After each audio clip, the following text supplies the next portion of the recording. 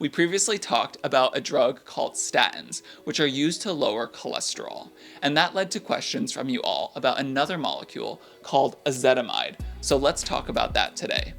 Ezetimibe has a structure that looks like this, and it's also used to lower cholesterol levels. However, it works by inhibiting absorption of dietary cholesterol, and that's because our cholesterol comes from two places. First is from our genetics, as we make it, just like any animals do. And the second would be from our diet. We consume it from animal-based products. If one is consuming plants, they're not going to be getting cholesterol from there because plants do not make cholesterol. And ezetimibe works on that second branch, on our diet, or the cholesterol we're consuming. And specifically, it exerts its function on our small intestine, on a transporter called NPC1L1, which is used to move dietary cholesterol across the small intestine wall into our bloodstream.